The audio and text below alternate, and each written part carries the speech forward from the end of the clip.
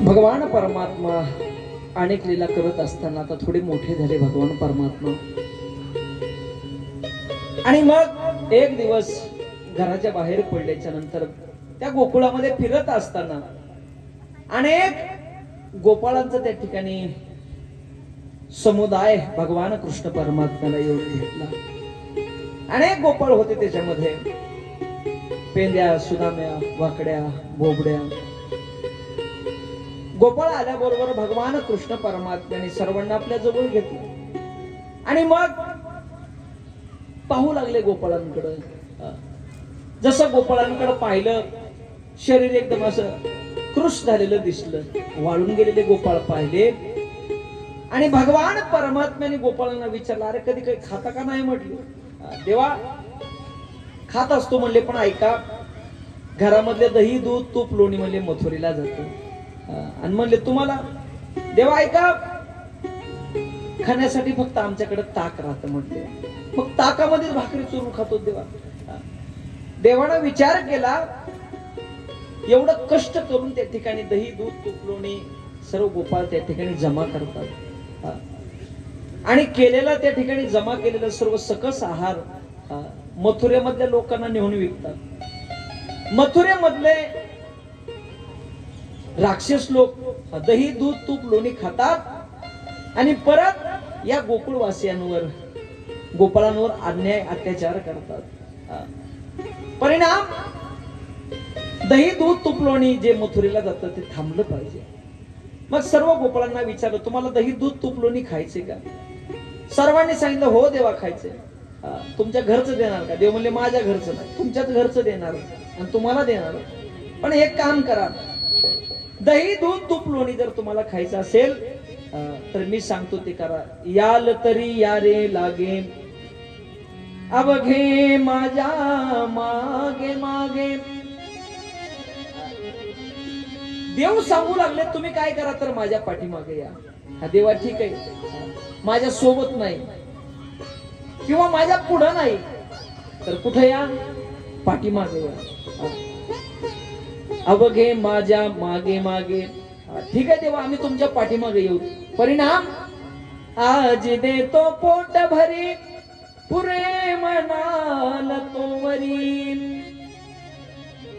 तुम्ही पुरे पुरे पुरे म्हणेपर्यंत मी तुम्हाला खाऊ घालणार.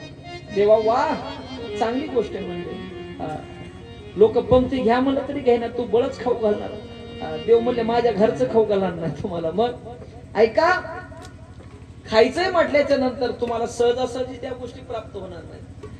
त्याच्यासाठी तुम्हाला चोऱ्या कराव्या लागतात. मग अनेक गोपाळ होते जवळ. चोरी म्हटलं की गोपाळ म्हणले, देवा खाण्याहून काही बंद पडलं नाही. जर कोणा चोरीमध्ये सापडलो खूप मार खावा लागेल. आणि म्हणून भगवान परमात्म्याने सांगितलं, ऐका तसं काही होणार नाही, मी आहे तोपर्यंत फक्त माझ्या पाठीमागे चला, पुढं कुणी चालायचं नाही. आणि मग भगवान कृष्ण परमात्म्याने सर्व गोपाळांना घेतलं. देवा ठीक आहे, चोरी करायला जायचे म्हटल्याच्या नंतर काही साहित्य वगैरे काही, त्यावेळेला भगवान परमात्म्यानं सांगितलं, ऐका साहित्य तर लागणार ना. मग काय करा, सर्वात पहिल्यांदा मी सांगतो त्या गोष्टी कळा. वस्त्रगाळ केलेली माती घ्या, काही खडे घ्या आणि काही सराटे घ्या, एक काठी एक सोबत ठेवा. देवा ठीक आहे. अनेक गोपाळ होते. मग विचारत असताना त्याच्यामध्ये पेंद्या आणि बोबड्या सगळ्यात जास्त आगाऊ. तो बोबड्या होता, तो कृष्णाच्या जवळ आला. मला कित ना, अरे बाकी तर सर्व खलय, पण चलातेन मातीन खलेन हे असल्या कुठं चोरीला असतं का? ह्या गोष्टी चोरीला असतात का देवा? भगवान परमात्मा म्हणले, मी सांगतो तेवढं करा. देवा कशा लागतात सांग. देवानं सांगितलं, ऐका, घर पाहून एकांताचे, नवविधान नवनीताचे. निवांत घर आपल्याला पाहावं लागणार. पहिलं त्या घरामध्ये गेल्याच्या नंतर घरामध्ये अंधार असणार. आपण सर्वजण लहान लहान लेकर आहोत. कुठल्या बाजूला कुठल्या माठामध्ये कुठलं काय ठेवलं काही आपल्याला सापडणार नाही.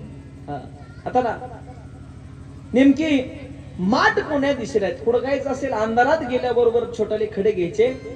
शंकर महाराज ते खडे घ्यायचे आणि असे त्या अंधारामध्ये फेकून मारायचे. थांबा ना. फेकून मारल्याबरोबर टंग दिशेनं आवाज आला. कसा? असा आवाज आला, समजायचं माठ रिकामा आहे. दुसरा खडा घ्यायचा, दुसऱ्या बाजूने फेकून मारायचा.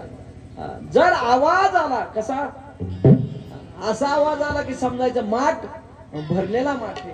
आणि मग त्या दिशेनं चालायचं. तिथं गेल्याच्या नंतर ऐका, शिंके लाविले दुरी. माठ काय भुईला नसणार आहे, मग शिंक्यावर ठेवलेले असणार माठ. काय करायचं? शिंके लाविले दुरी होतो तिघाचे मी वरी, तुम्ही वारे दोहीकडे मुख पसरो निगडे. देवानं सांगितलं शिंक वर उंच असणार, हात पुरणार नाही. मग तुम्ही सर्व त्या ठिकाणी तिघ जण उभं राहा. त्या तिघा जणांच्या वर मी उभं राहतो. का? सत्व रज आणि तमाच्या वरी माझा भगवान परमात्मा, तीन गुणरहित असणारा हा भगवान परमात्मा तिन्ही गुणाच्या वर त्या ठिकाणी उभा राहणार. आणि मग ते माठ फोडणार. दही दूध तूप लोणी जे असन ते निघाल्याबरोबर, माठ फुटल्याबरोबर मी ओंजळ लावणार आणि खायला प्रारंभ करणार. सुदाम म्हणला, देवा तुझ्या घरी 9 लाख गाई, घरी पण तूच खायलास आणि इथं पण कोण खायलंय? तूच खायला. अरे गरीबाकडे काही येऊ दे बाबा खाली. त्यावेळेला भगवान परमात्म्यानं सांगितलं, बाबा ऐक, खात असताना मी काही एकटा खाणार नाही. मग तुम्ही वारे दोहीकडे, तुम्ही दोन्ही बाजूला उभं राहा.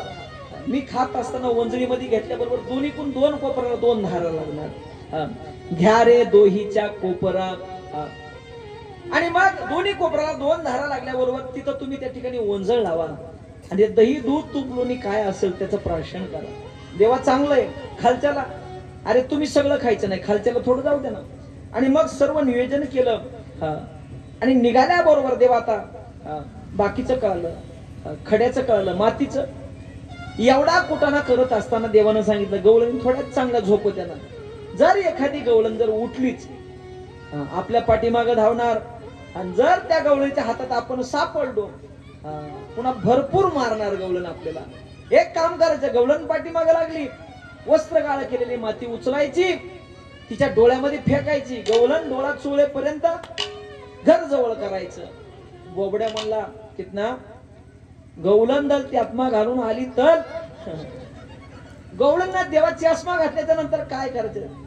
देवानं सांगितलं, अरे ती गोकुळातली गवळण आहे, ती पिपरी मधली गवळण नाही. चष्मा वगैरे काही नाही. चला देवा शेवटचं म्हणले, त्याला त्यात काय करायचे? देवानं सांगितलं, ऐका, मातीवर जर गवळण नाहीच आवडली, मग सराटाचं काम असं, गवळण पाठीमागे लागल्याबरोबर सराटा खाली टाकायचा, पायामध्ये सराटा मोडल्याबरोबर गवळण सराटा काढण्यासाठी खाली वाकर, तोपर्यंत आपण घर जवळ करायचं. बोबड्या म्हणला, कुतना जाल गवळण थांजल घालून आली तर. देवानं सांगितलं, त्या गवळणी घरामध्ये चपला घालीत नाहीत बाबा, तू चल फक्त. आणि मग भगवान परमात्म्याने सर्वांना घेतलं, घर पाहिलं. कोणचं घर? पाहुणी एकांताचे.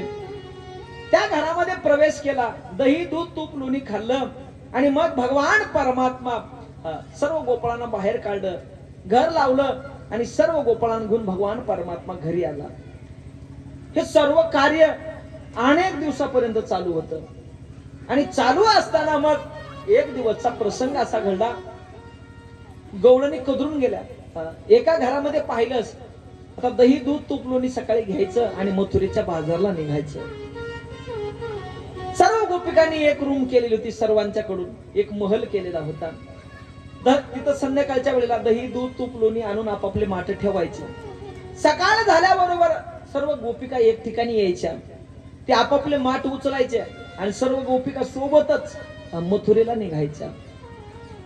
सकाळ झाल्याबरोबर जशा गोपिका त्या महलामध्ये आल्या, दरवाजा उघडला, लॉक उघडलं आणि आतमध्ये प्रवेश केल्याबरोबर पाहिलं, काय दिसलं त्यांना? पहाती गवळणी तवती पालथी दुधाणी. पाहू लागल्या, पाहिल्याबरोबर काय दिसलं तर जेवढे काही दही दूध तूप लोण्याचे माठ होते ते 125 राहिले नाहीत, मग ते पालथी दिसले. हे दृश्य पाहिल्याबरोबर एकमेकीला बोलू लागल्या, कुणी केलं असन, कुणी केलं असन, कुणी केलं असेल.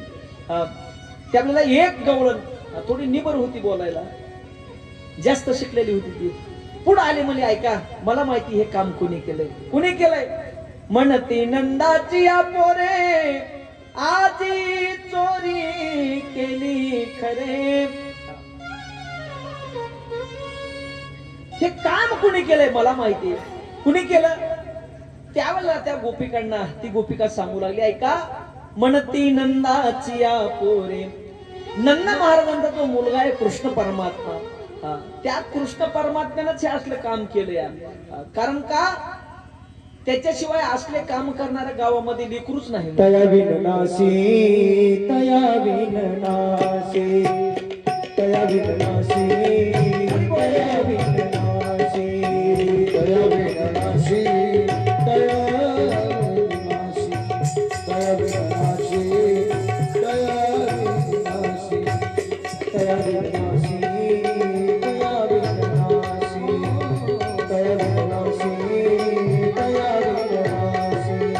तया विननासी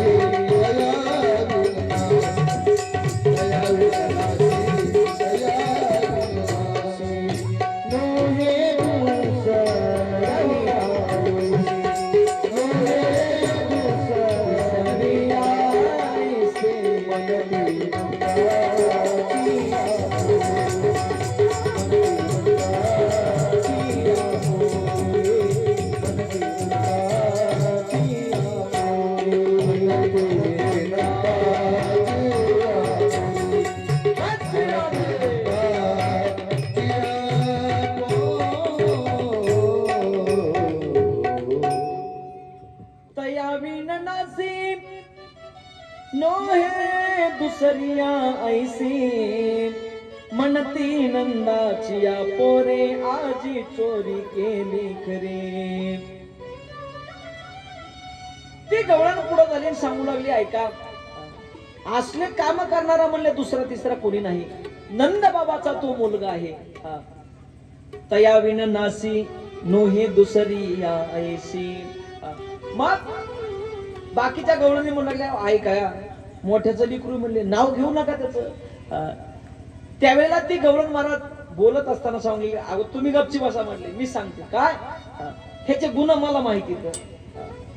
आजचा नाही म्हणले, हे चोर आहे म्हणले. कोण? देव. आणि आजचा कालचा परवा नाही. मग ऐसा पुराण प्रसिद्ध चोर केशव नाम्याचा दातार पंढरपुरी उभा विटेवर भक्त पुंडलिकासाठी. तुम्ही आजकाल म्हणायला लागलात म्हणजे आजकालचा चोर नाही हे. मग ऐसा पुराण प्रसिद्ध चोर, ह्याच्यासारखा मोठा चोरच झाला नाही म्हणले. पुराणामध्ये ह्या चोराचं वर्णन आहे, असा चोर आहे म्हटले. एकदा जनाबाईला राग आला ह्या चोराचा, आणि त्या जनाबाईनं महाराज असा धरला चोर. कसा? धरिला धरिला पंढरीचा चोर, धरिला पंढरीचा चोर, धरिला पंढरीचा चोर, धरिला पंढरीचा चोर, धरिला पंढरीचा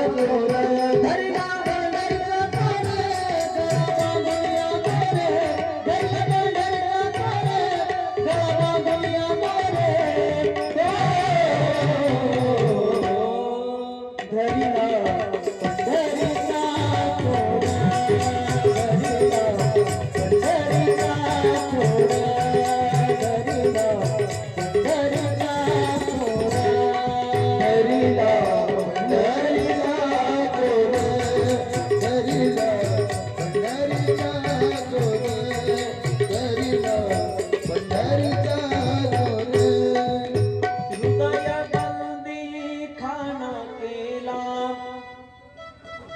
कारण साधारण बंदी खाण्यामध्ये हा चोर राहणारा नाही. मग हृदयारूपी बंदीखाना केला या जनाबाईने.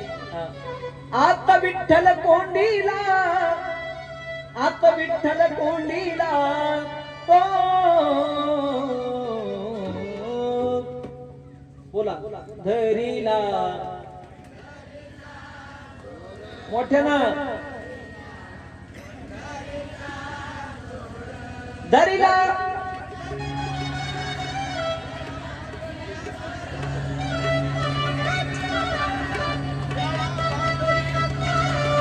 हो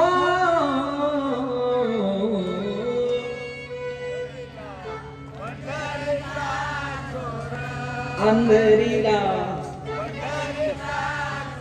असं वा वा बस बस बस. भगवान परमात्म्याला जनाबाईने असं धरलं महाराज, बांधून टाकलं. आणि ही गवळण सांगू लागली, हा चोर आजकालचा नाही, चालला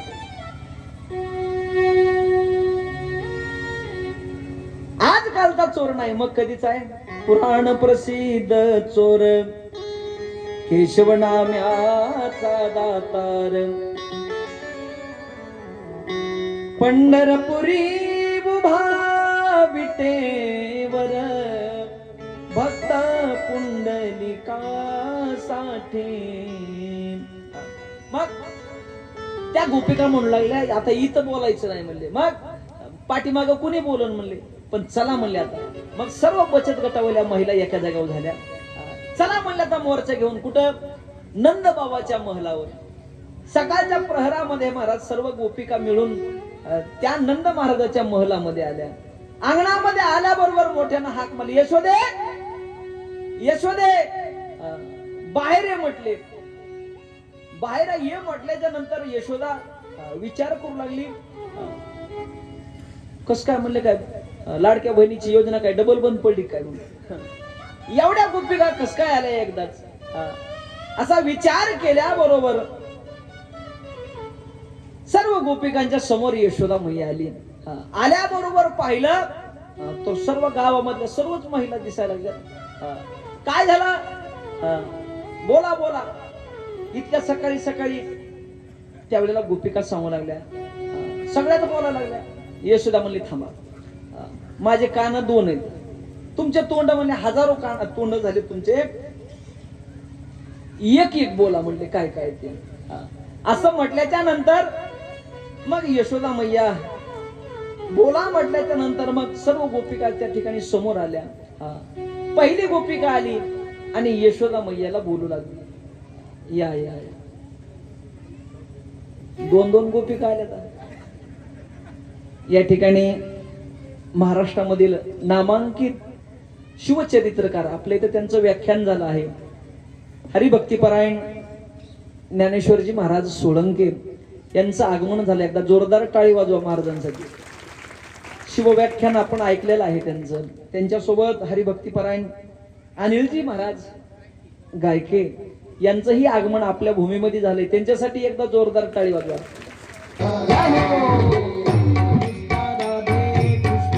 कृष्ण कृष्ण राधे राधे राधे श्याम राधे श्याम श्याम श्याम राधे राधे राधे कृष्ण कृष्ण कृष्ण राधे राधे राधे श्याम श्याम श्याम राधे राधे कृष्ण कृष्ण कृष्ण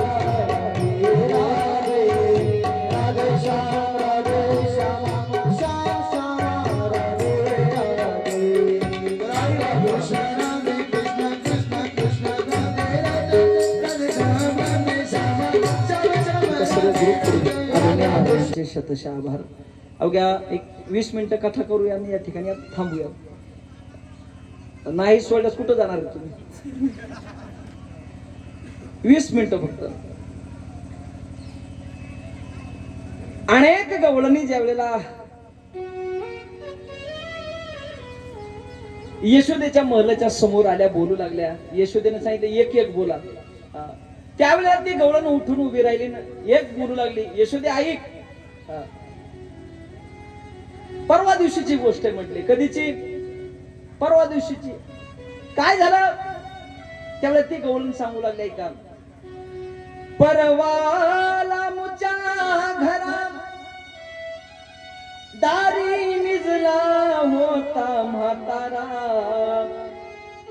घेवोनी ताकाचा डेरा फोडला सैरा त्यावरी.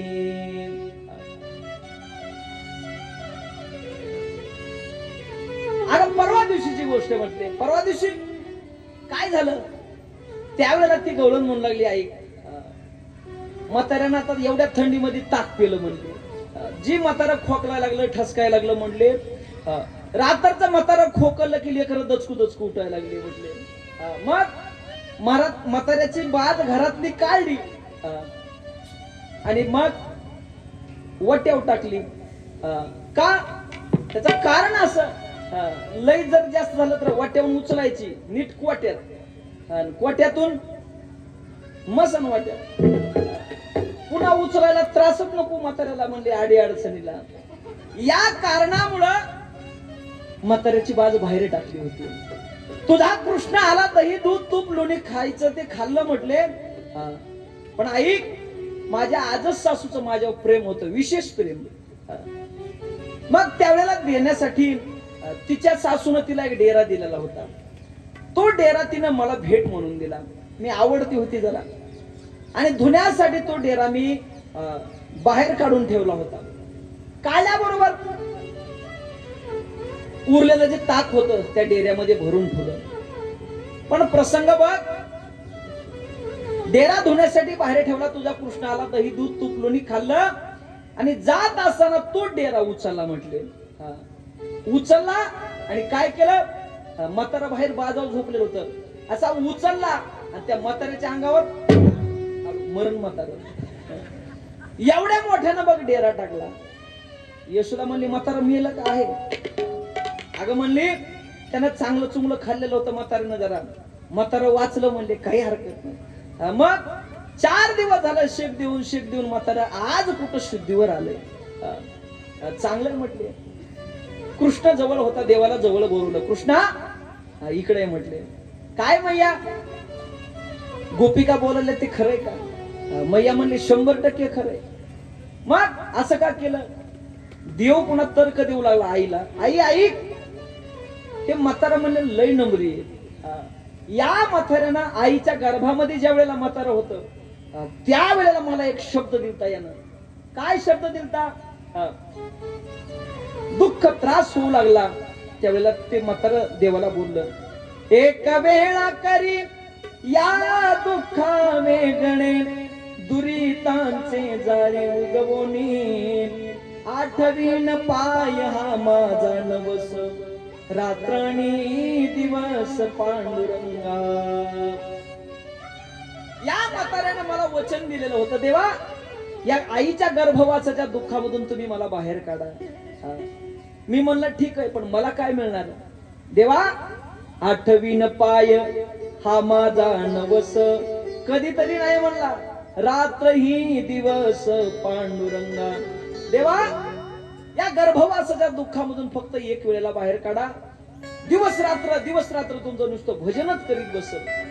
पण बघ जन्म झाल्याबरोबर मी त्याच्या जवळ गेलो. मन केशवा माधवा. पण म्हातारा एवढं बिलार होत. केशवा माधवा मन म्हटलं तरी तो म्हणायचा क्या अजिबात माझं भजन केलं नाही.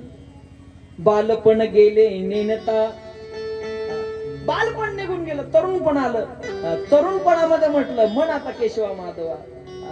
त्यावेळेला हे म्हातारा म्हणाले आता काय भजन करायचे दिवस आहेत का, कामाधंद्याचे दिवस आहेत, पैसा कमवण्याचे दिवस आहेत, आता भजन करायचं का. म्हातारपणाला बघून बघता तरुणपण निघून गेलं. तारुणपण मोकाम पाहता शेवटची घटिका जवळ आली. बघ आता म्हातारं झालंय, दात पडून गेले. तर चल मला मंदिराकडं सप्ताह चालू या. म्हातारा इथं म्हशीला पाणी पाजीत बसलं वाट्यावर, पण अजिबात आलं नाही मंदिराकडं. राग आला मला, कारण संपूर्ण आयुष्य असंच निघून गेलं. बुढापण तो कापणे लागा, निकल गया अवसान कब सुमिरोगे राम. संपूर्ण आयुष्य आई निघून गेलं पण माझं भजन यानं केलं नाही. आता मात्र मला राग आला म्हणून मी हा माठाचा डेरा उचलला, टाकाचा डेरा उचलला आणि याच्या अंगावर फोडून टाकला. आता याच्यामध्ये माझी चुकी काय? कारण दिलेला शब्द म्हाताऱ्यानं पाळला नाही. फक्त एवढ्यासाठीच मी तो माठ उचलून म्हाताऱ्याच्या अंगावर फोडला. ठीक आहे सर बाजूला. ती गवळण बाजूला झाली. दुसरी उठा तुमचा नंबर आला बोला काय. त्यावेळी दुसरी गवळण म्हणली ऐका. दुसरी आली धावत याने ग बाई काय केली मात. मुखाशी मुख चुंबन देत गळ्यामध्ये हात घालीत. हे ग बाई आमाशी पहावेना यशवदे बाळ तुझा तान्हा. सर बाजूला. तिसरी उठा म्हणले तुमचं काय. तिसरी म्हणली ऐका. तिसरी आली धावून याने ग बाई काय केली करणी. पतीची दाढी माझी वेणी दोन्हीची गाठ बांधूनी. गाठबाई कुणाशी सुटेना यशवदे बाळ तुझा तान्हा. अगं आई तुझा कृष्ण रात्री मध्यरात्री आला. दही दूध तूप लोणी खाल्लं पण जात असताना गपचीप जावं. मालकन मी दिवसभर काम केलेलं होतं. निवांत झोपलो पण तुझ्या कृष्णानं मालकाच्या दाढीची आणि माझ्या वेणीची गाठ मारली. यशोदा म्हणली त्याला काय अवघड सोडून टाकायचे. अगं आई कुठलं रात्रीचा समय होता. मालकानं तेलकट खाल्लं होतं. तहान लागली. मालक म्हणले जा पाणी घेऊन ये. म्हणून मी उठले. जशी उठले तशी मालकाच्या दाढीला झटका बसल्याबरोबर मालक मोठ्यानं ओरडले. मस्त होनिया मातली धांगडी करीसी ओढा ओढी मज लागी. काय म्हणले तुझं काय वय का म्हणले एवढे ओढाओढी करायचं. मालक बोलू लागले आजपर्यंत मालकाच्या तोंडावर शब्द तर निघू दिला नव्हता म्हणले. बोलल्याबरोबर दाबीत होते मालकाला पण आज पहिल्यांदा मालक मला बोललं म्हटले. ती गाठ बांधल्याबरोबर मालक मला बोलत असताना मीच मालकाला पुन्हा बोलले अहो ऐका तुम्ही माझी विणी ओढली. पण ज्या वेळेला चापून पाहिलं तर त्या दाढीची आणि विणीची गाठ बसली होती. सोडण्याचा प्रयत्न केला सुटत नव्हता. मालक म्हणले जा किचन मध्ये चाकू घेऊन ये. मी त्यांना सांगितलं आता जा नाही आता चला. मालकाला सोबत घेऊन त्या ठिकाणी निघाले. पण लहानपणी लग्न झालेलं होतं जरा. मालकाची हाईट थोडी बारीच 2.5-3 फुटाचाच मालक आहे. आणि बघ माझी हाईट एवढी मोठी. खूप हाल झाले. ज्यावेळेला चाकू आणला अंधार होता सर्व रूम मध्ये. अंधाराचा फायदा घेऊन मालक त्या ठिकाणी कापू लागले. चाकू हातामधला मालकाच्या घेतला. मी कापत असताना ज्यावेळेला मालकाच्या दाढीवर चाकू ठेवला आणि कापू लागले मालक मोठ्यानं ओरडले थांब दाढी कापायची नाही का. 6 महिने झालं रामायण राखलंय मी आणि तू दाढी कापायला लागली जमणार नाही म्हणले. आणि मग मालकानं हातामधला चाकू घेतला आणि माझ्या विणीवर ठेवला. जशी विणी कापायला मी पण पाहिलं. मी पण ओरडलो हा मालक थांबा काय झालं. अहो इथं तिथं नाही पात्रीला जाऊन केसाचा कोर्स केलाय मी.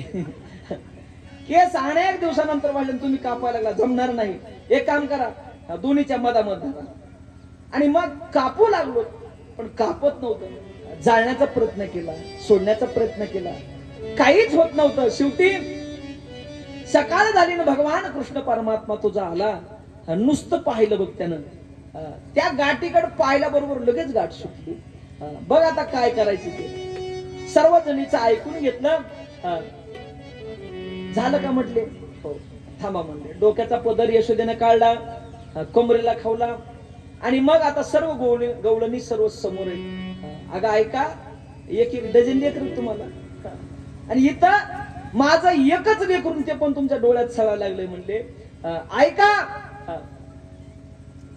किती गुन्हे हो द्या अनेक गुन्हे जरी झाले तरी ज्या माईला पटत नाही ती माई लेकराची सावतर माई. सख्खी माईला माहित असतात लेकराचे गुन्हे, पण ज्या माईला पटतच नाहीत ती माय सख्खी माय. मग यशोदा मैयानं सांगितलं, ऐका, अहो तुमचे अनेक लेकर आहेत, पण मी कधी तक्रार केली का? नाही. आता ऐका,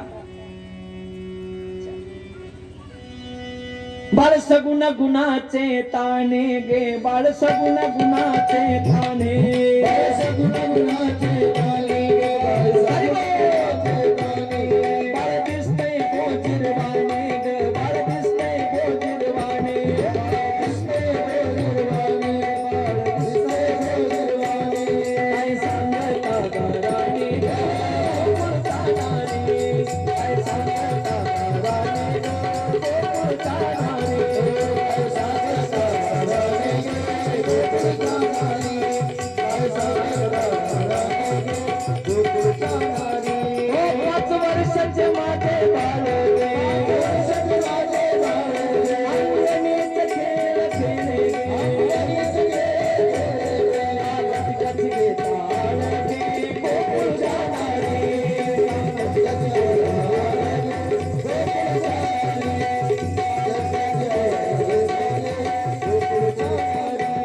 श्रीरंग माता बेला नाही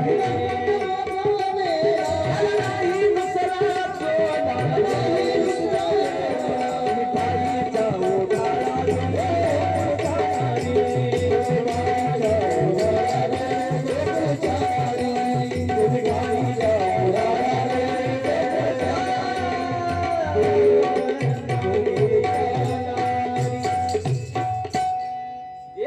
एक गवळणीला त्या ठिकाणी यशोदेनं समोर घेतलं. तुम्ही 12 घरच्या 12 गे, गोकुळच्या नारी.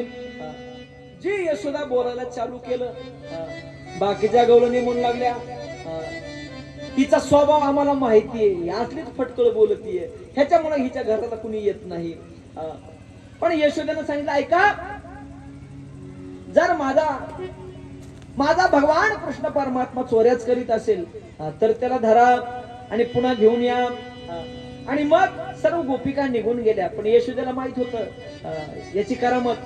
तिने घरामध्ये थांबून घेतलं आणि भगवान कृष्ण परमात्म्याला ती यशोदा सांगू लागली, कृष्ण ऐक, कृष्ण तुला मी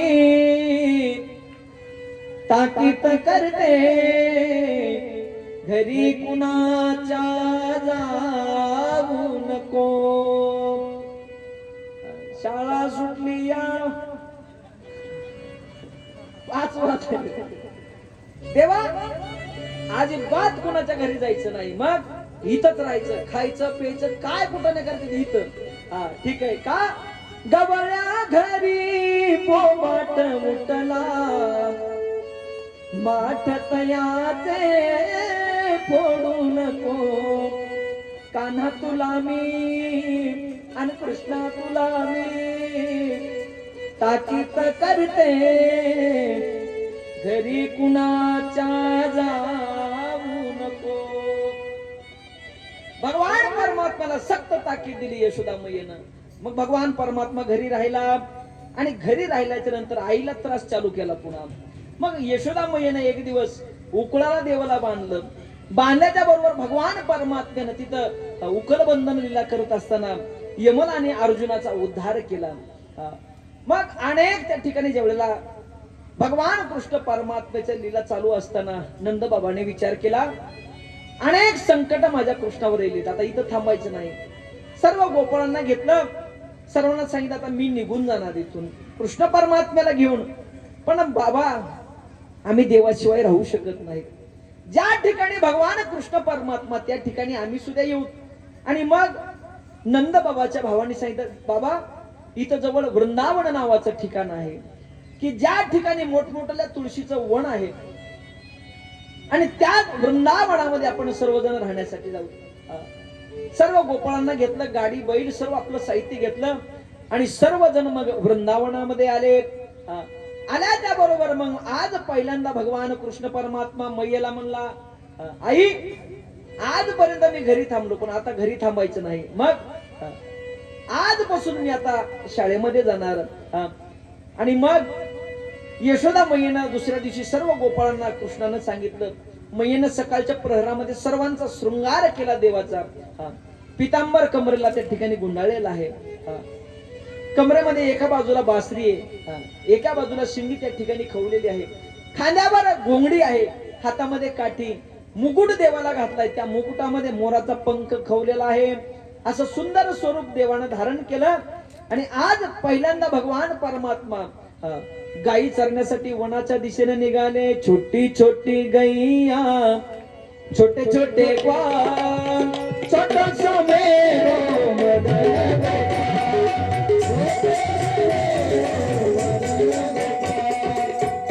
छोटी गैया, छोटे छोटे ग्वाल, छोटी गैया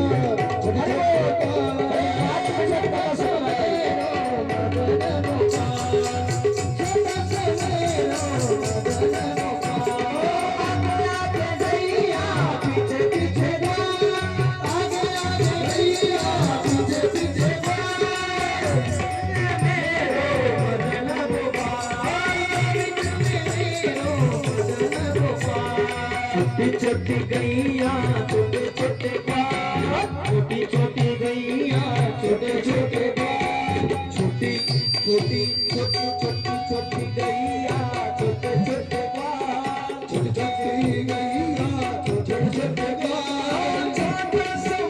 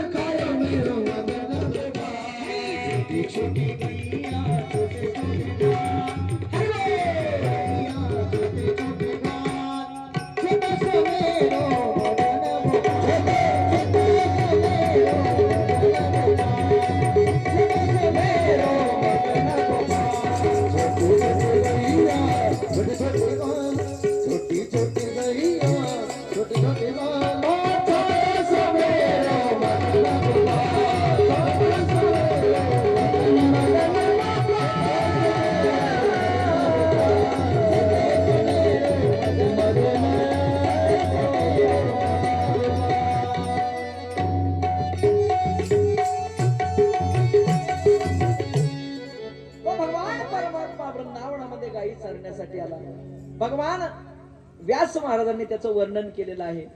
बरहा पीडम नटबलवपु कर्णयो कर्णिकारं बिभ्रतवास कनक कपीशं वैजयन्तीं च माना रंधारमेणोर्धर सुदया गोप वृंदैर वृंदारण्यं स्वपदरमणो प्रविशद गीत कीर्तिः.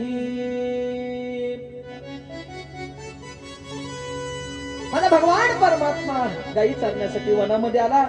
अनेक राक्षसांना या ठिकाणी भगवान परमात्माने मोक्ष त्या ठिकाणी देऊन टाकलेला आहे. पुढे एक दिवस या वृंदावनामध्ये काल्याची लीला केली. पुढे कालिया मर्दनाची लीला आहे. चिरहरणाची कथा या ठिकाणी आलेली आहे. आणि मग आता वेळ भरपूर झालाय. एक दिवस यशोदा मैया सकाळी सकाळी काम करत असताना पाहिलं काहीतरी नैवेद्य बनवते. मैया कशाला बनवत आहेस? त्यावेळेला यशोदेनं सांगितलं, कान्हा आपल्याला इंद्र महाराजांची आज पूजा करायची आहे. आणि मग भगवान परमात्म्याने सांगितलं कशामुळं? मैयेनं सांगितलं तो पाऊस पडतो, आपलं रक्षण करतो म्हणून. पण देवानं सांगितलं मैया ऐक, आपलं रक्षण करणारा भगवान परमात्मा आहे. आपल्याला त्याच्यामुळे पाऊस प्राप्त होतो, पाणी प्राप्त होतं. ज्याच्यावर आपल्या गायी चरतात तो गोवर्धन आपल्यासाठी श्रेष्ठ आहे. जर पूजाच करायची असेल तर गोवर्धन नाथाची पूजा करूया. पण यशोदा मैया म्हणली तू बाबाला जाऊन सांग.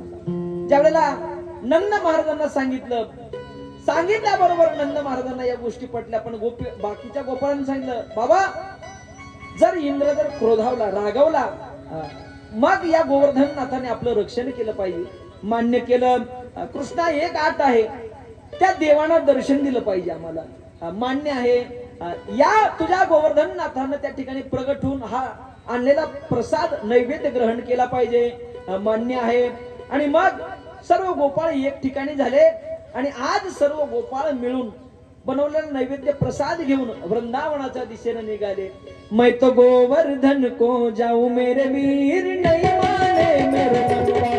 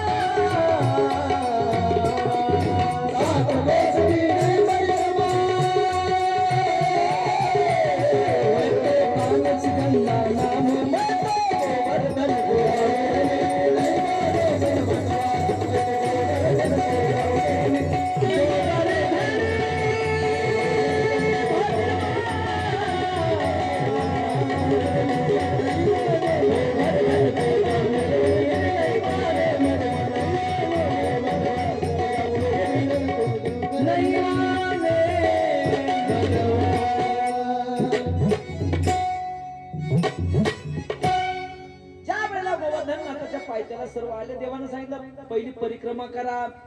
प्रदक्षिणा केली गोवर्धन नाथाला. आता देवाला स्नान घाला.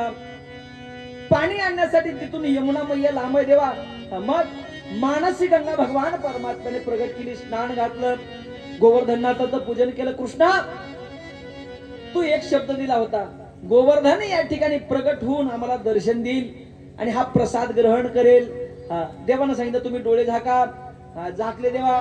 मग भगवान कृष्ण परमात्म्याने दोन स्वरूप धारण केले. एक भगवान परमात्मा जवळ आहे आणि दुसरा भगवान परमात्मा समोर गोवर्धन नाथाच्या रूपाने त्या ठिकाणी प्रगट झाला. उघडा डोळे बघा. आणि आयबीएन लोक मत उघडा डोळे म्हटले, उघडले. समोर पाहिलं तर भगवान कृष्ण परमात्मा पेंद्याजवळ आला. देवा गोवर्धन म्हणजे तुझ्यासारखाच दिसायला लागलाय. त्यावेळेला देवानं सांगितलं पेंद्या ऐक, गोवर्धन माझ्यासारखा नाही म्हणजे मी गोवर्धनासारखा आहे. का? तो माझा देव आहे, मी त्याचा भक्त या. देवा ठीक आहे. मग आणलेला प्रसाद आता गोवर्धननाथाला द्या.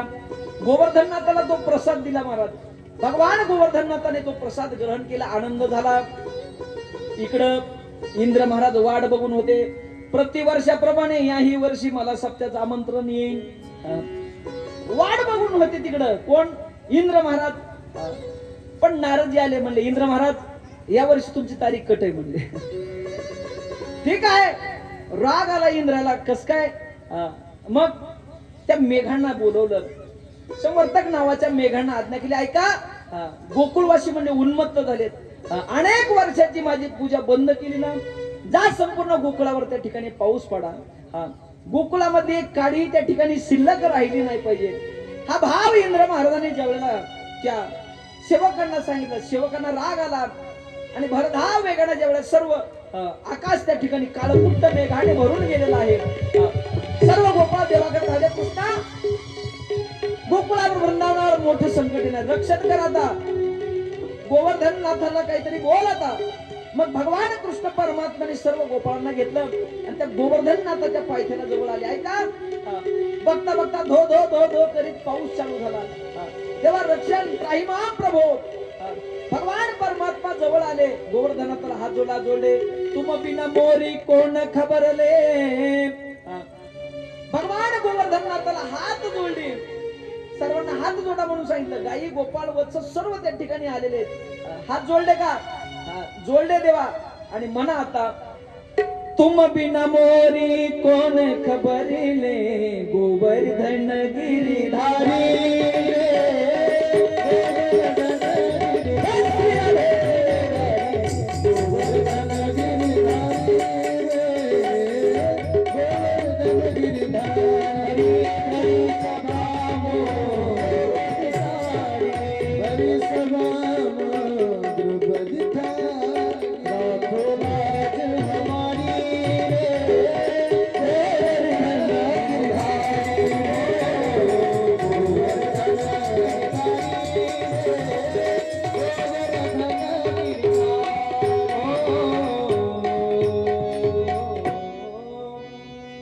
बिना मोरी कोण खबरले, गोवर्धन गिरिधारी. मोर मुकुटा पीतांबर शोभे, कुंडल की छबन्यारी रे. गोवर्धन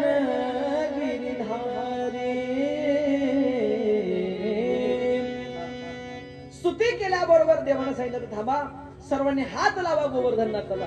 हात लावायला लावले आणि भगवान कृष्ण परमात्म्यानं तो 21 कोसाचा गोवर्धन उचलून घेतला. महाराज जसा उचलून घेतला, भगवान परमात्मा आतमध्ये गेले. डावा हात लावला, हाताची करंगळी लावली, करंगळीचं नख भगवान परमात्म्याने त्या गोवर्धन नाथाला लावलं आणि संपूर्ण 21 कोसाचा गोवर्धन भगवान परमात्म्याने आपल्या नखावर धारण केला. सर्व गोपाळ सांगितलं, आतमध्ये या. गोपाळ गाई वत्स सर्वांना भगवान परमात्म्याने आतमध्ये घेतलं. शेषाला सांगितलं, तुम्ही बाहेरून वेडा घाला, पाणी आतमध्ये आलं नाही पाहिजे. सुदर्शन चक्र भगवान परमात्म्याने गोवर्धननाथाच्या वर लावलं. किती जरी पाऊस पडला तर पाणी बाजूने निघून गेलं पाहिजे. आणि मग या भगवान परमात्म्याने त्या गोवर्धन त्या ठिकाणी संपूर्ण 84 कोसाचा ब्रजमंडळ तेवढा गोवर्धन त्या ठिकाणी पांगला. किती तरी पाऊस पडला म्हणजे गवताची काडी सुद्धा वाहून गेली नाही पाहिजे. हा भगवान परमात्म्याने एवढा मोठा गोवर्धन आपल्या नखावर धारण केला.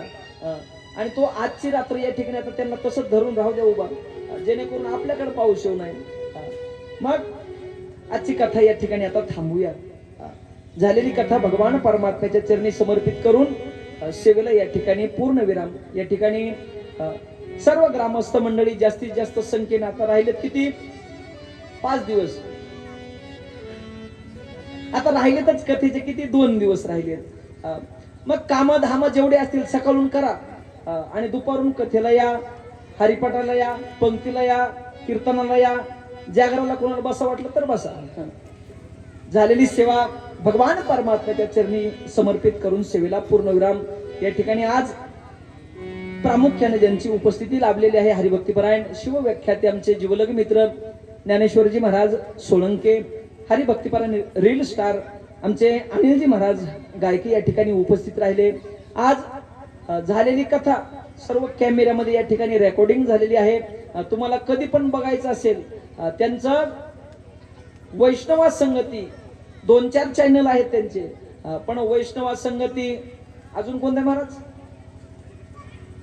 संत चरित्र, अनेक गोड गोड चॅनल त्यांचे या ठिकाणी आहेत. त्यांच्या चॅनलला तिथं तुम्ही मोबाईल उघडला की त्या चॅनलचं नाव टाकायचं, बाजूला सबस्क्राईब करायचं, बेल आयकॉन ते बटन दाबायचं, ती घंटी वाजवायची आणि पुन्हा तुम्ही कधी पण कथा ऐकायला त्या ठिकाणी तुम्हाला ती कथा भेटल. आपल्या गावचे सुपुत्र हरिभक्तीपरायण आमचे परशुरामजी महात्मे, त्यांना सुद्धा रेकॉर्डिंग त्यांच्या मोबाईल मध्ये केली. त्याच्यामध्ये ही कथा तुम्ही ऐका. इकडे सुदर्शन महाराजांनी केली, फक्त ऐका. झालेली कथा या ठिकाणी भगवान परमात्म्याच्या चरणी समर्पित करून सेवेला पूर्ण विराम. आता आरती होईल, सर्वांनी उठून उभे राहा. लोक म्हणू लागले महाराज म्हणजे हिंदी म्हणू नका, बुंदी माहिती हिंदी माहित नाही. मराठी आरती आज या ठिकाणी होणार आहे. तरी सर्व ग्रामस्थ मंडळी चला, आजूबाजूला कट्ट्यावर बसलेले सर्व भाविक भक्त मंडळी यांनी आरतीसाठी आतमध्ये या. चला तरुण मंडळी. दत्त महाराजांच्या अमृतमय वाणीमधून ही सुंदर अशी भागवत कथा आपल्या या गावामध्ये साजरी होते. दत्त महाराज तुमचे भले महाराष्ट्रभर सत्कार होतात, त्यात काही नवल नाही. तुमचे भले जिल्ह्यामध्ये सत्कार होतात, त्यात काही नवल नाही. तुमचे भले तालुक्यामध्ये सत्कार होतात, त्यात काही नवल नाही. तुमचा गावामध्ये सत्कार होतो आणि गावामध्ये तुमची कथा होती. मला असं वाटतं हे तुमच्या आयुष्यातलं सगळ्यात मोठा सत्कार आहे. गावाल्याचं प्रेम आहे तेवढं. म्हणजे प्रत्येकाला हे गावातलं प्रेम प्रत्येकाला मिळत नाही, ते तुमच्या वाट्याला आलंय. त्याबद्दल खरोखरच तुमचं खूप जन्माचं पुण्य म्हणा किंवा आई वडिलांचं पुण्य म्हणा, त्या योगानं तुम्हाला ही सुंदर असा आशीर्वाद गाववाल्यांचा तुम्हाला लाभतो आहे. त्याबद्दल मनापासून आभार आणि अभिनंदन तुमचं व्यक्त करतो. खरोखर सुंदर अशी साथ आदरणीय उद्धव महाराजांची असेल, विठ्ठल महाराजांची असेल, शंकर महाराजांची असेल, कृष्ण महाराजांची असेल. म्हणजे खूप सुंदर असं नियोजन तुमच्या या कथेच्या माध्यमातून गावकऱ्यांनी केलेलं आहे. सुंदर अशी साऊंड सिस्टीम आदरणीय शिंदे महाराजांची म्हणजे आमचे मित्र आहेत ते, त्यामुळे त्यांची सुंदर अशी साऊंड सिस्टीम. आता कृष्ण महाराजाबद्दल बोलायचं म्हटलं तर काय, म्हणजे संपूर्ण महाराष्ट्रभर माझ्यासोबत आदरणीय कृष्ण